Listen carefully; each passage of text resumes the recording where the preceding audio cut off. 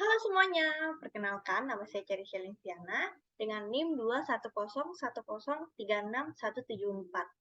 Jadi di sini saya akan membahas atau mereview sedikit mengenai TaniHub ini. Video ini untuk memenuhi tugas kuliah saya, yaitu di mata kuliah kewirausahaan.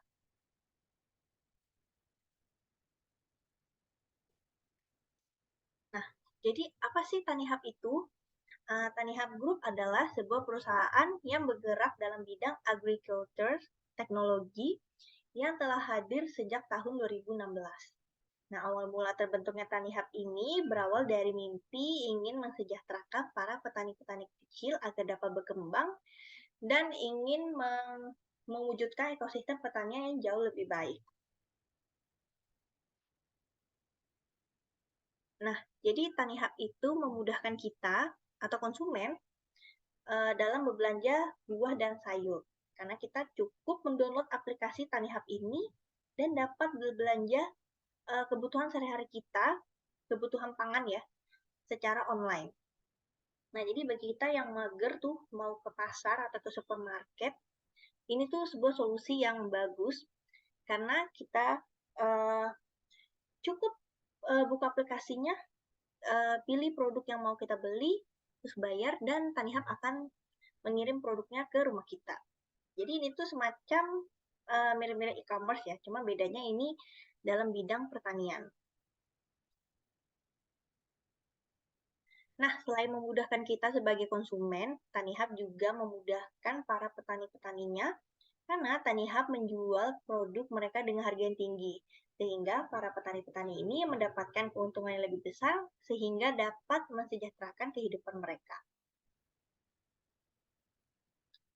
Nah, produk yang mereka jual juga beragam ya, ada buah-buahan, dari alpukat, jeruk, pepaya, semangka, terus juga ada sayuran seperti tomat, bawang putih, bawang merah, cabai, bayam, dan masih banyak lagi, kalian bisa lihat sendiri di slide.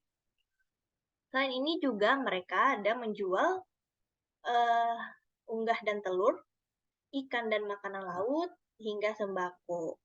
Jadi nih, sudah saya lampirkan semua produk-produk yang mereka jual.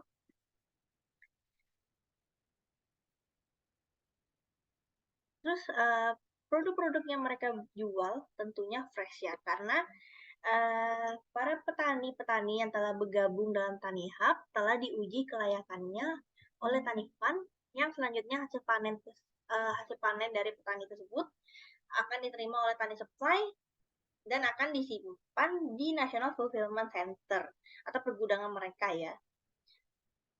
Nah,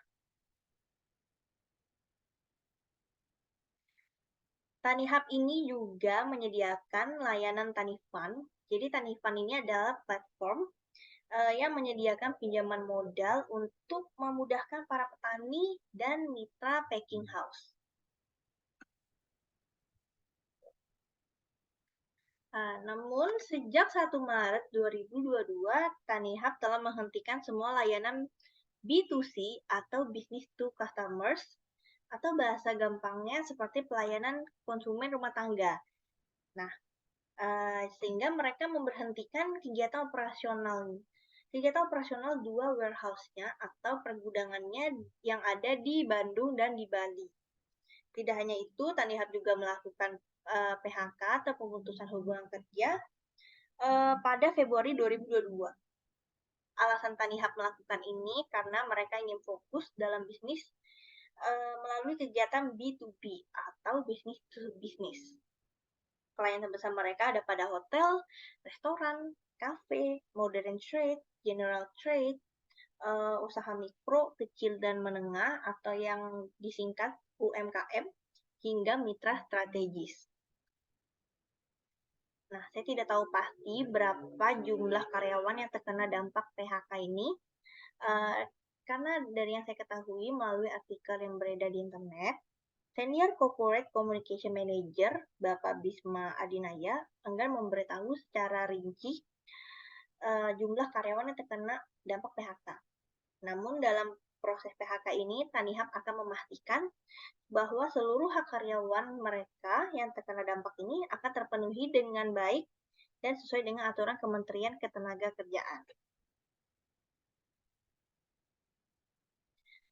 Sebelumnya, Tanihub juga mengalami masalah lain, yakni platform peer-to-peer lending atau P2P Tanifund gagal bayar kepada 128 investor. Nah, jadi buat kalian yang belum tahu apa sih peer-to-peer lending itu, jadi ini tuh salah satu metode pinjaman yang dimana ini tuh menghubungkan langsung antara individu yang ingin atau mendapatkan dana pinjaman kepada orang lain yang menyediakan pinjaman tersebut. Nah, pada sejak tahun 2021, tepatnya pada bulan November hingga sekarang, para investor belum menerima pengembalian pokok modal. Mereka hanya mendapatkan sebagian hasil dari investasi. Nah, pada bulan Desember 2022 juga, TKB 90 atau tingkat keberhasilan penyelenggaraan penagihan dalam jangka waktu 90 hari hanya pada perkiraan 36,07%. Bisa dilihat ya yang ada di slide. Nah, gagal bayar ini terjadi karena banyaknya para petani yang mengalami gagal panen, disebabkan oleh faktor alam seperti curah hujan yang tinggi hingga hama. Nah, Tanihub Indonesia juga mengajukan PKPU atau penundaan kewajiban pembayaran utang pada tanggal 9 Desember 2022 untuk jangka waktu 45 hari sejak diputusnya perkara ini. Pada Mei 2021 yang lalu, Tanihub berhasil mendapatkan suntikan dana sebesar 942 miliar.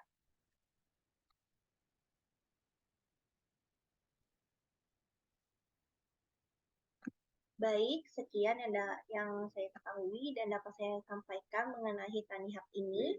Semoga kalian dapat mengerti dengan baik dan kita dapat belajar bersama-sama dari kasus Tanihub ini. Saya akhiri. Terima kasih. Mohon maaf bila ada kesalahan kata. Sampai jumpa.